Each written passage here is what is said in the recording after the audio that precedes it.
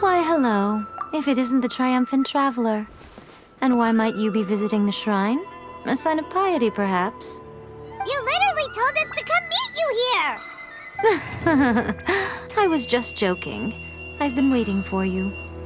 Seems like someone's in a pretty good mood. Catching up with an old friend I hadn't seen in years was truly delightful. By the way, I heard that you had a duel before the throne, with a Fatui Harbinger no less. Courageous and astute. I must say, I am most impressed. Defeating Signora head-on in a duel means that your strength exceeds my expectations. Still, you did end up victorious. I gather congratulations are in order. Sure feels good to finally thwart the Fatui plan for once. They caused plenty of trouble along the way, but at the very least, they didn't get their hands on another Gnosis. Wait a second. Did you say Gnosis? As in, the little thing that looks something like a chess piece? Yep, that's the one. You've seen one too? Gnosis belong to the Seven. They're what keep them connected to Celestia. Oh. What's wrong? I handed that over. You did what now? Well, how else was I supposed to save your skin from the Balladeer exactly? The Balladeer is number 6 of the Fatui Harbingers. In terms of strength, he is superior to Signora. I'm not the kind of person who risks life and limb for any old reason. For once, Paimon just does not know what to say. After A created her puppet vessel, she no longer had anywhere to put it. As her erstwhile closest friend, A handed it over to me, and I've kept it in the Grand Narukami Shrine ever since.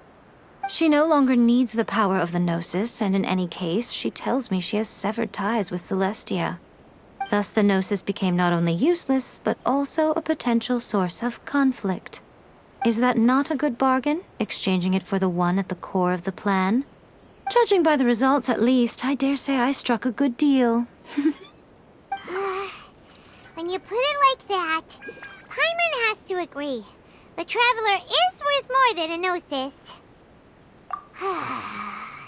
Well, what's done is done. And I hardly think we'll be getting it back now.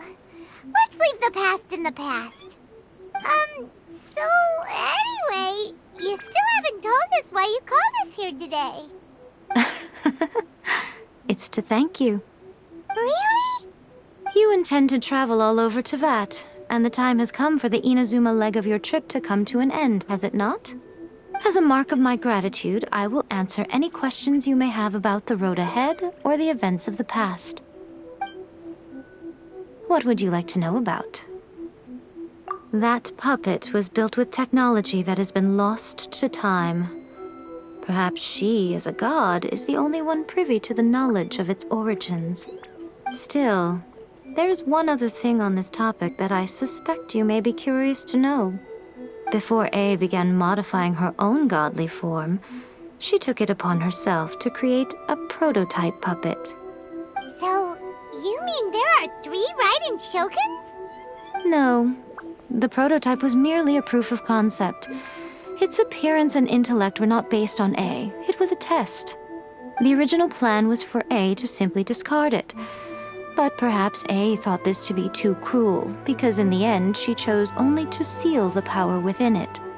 Later, this puppet wandered Inazuma as an ordinary human male with his own consciousness, until the Fatui took an interest in him.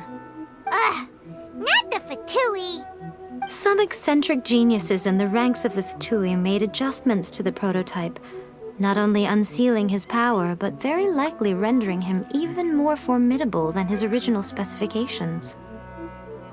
The object of divine creation is now the one who has taken possession of the Gnosis, and the prototype puppet is now known as the Balladeer. What a crazy story!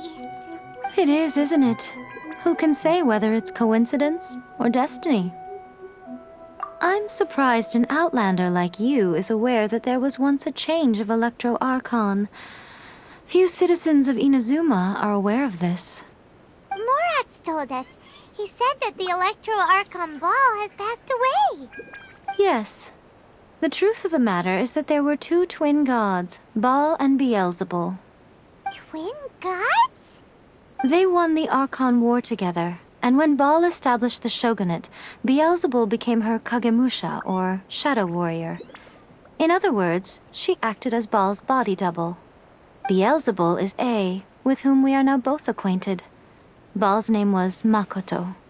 As far as the world was aware, there were not two, but one. They complemented each other, and they ruled Inazuma jointly, so there was no need for the public to know the truth. In fact, the name Baal and the title of Raiden Shogun was understood to refer to both of them. Right up until... Until what? Makoto died several hundred years ago in a war that I was not personally involved in. Since then, A has assumed the shogunate. Losing her sister must have been super hard on A. That was when A began to change. Makoto was her greatest loss. Paimon feels like she understands A a lot better now after finding that out. So what kind of god was Makoto? I didn't spend a great deal of time with her, but my impression was she was a gentle god, who in each moment cherished the beauty of what was before her. Wow.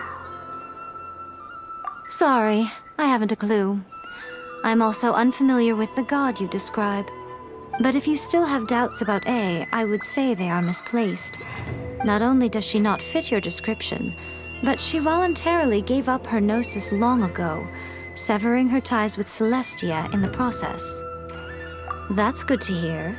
Otherwise, given that I'm her familiar, it could have made our relationship rather awkward, don't you think? Don't worry, we aren't looking to pick a fight with you. I wish you the best of luck. May you soon discover the truth behind it all. As for your sister's whereabouts, I will use all the resources at my disposal to investigate it, and I will also borrow some of Ayato's people from the Shiumatsuban. I'll let you know if I find out anything. Consider it part of my means of thanking you.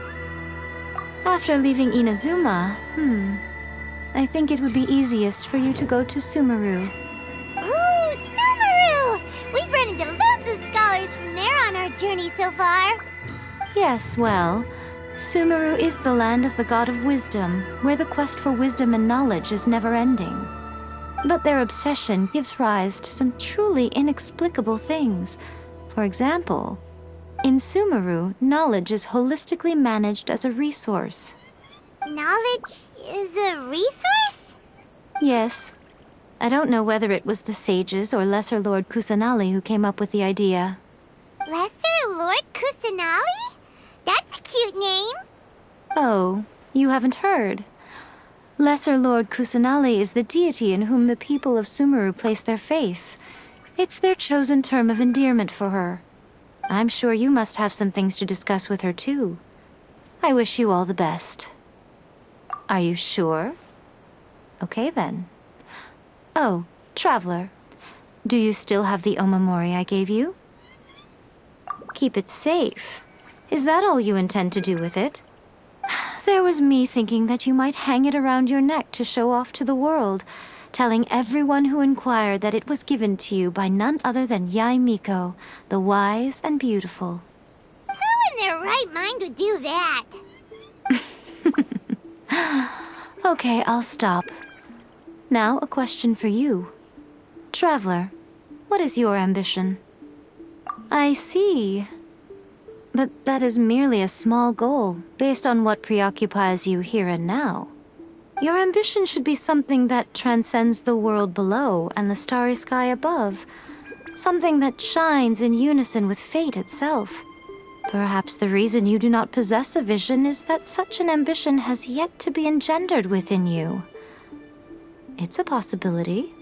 Continue on your journey, and maybe that moment will come to pass.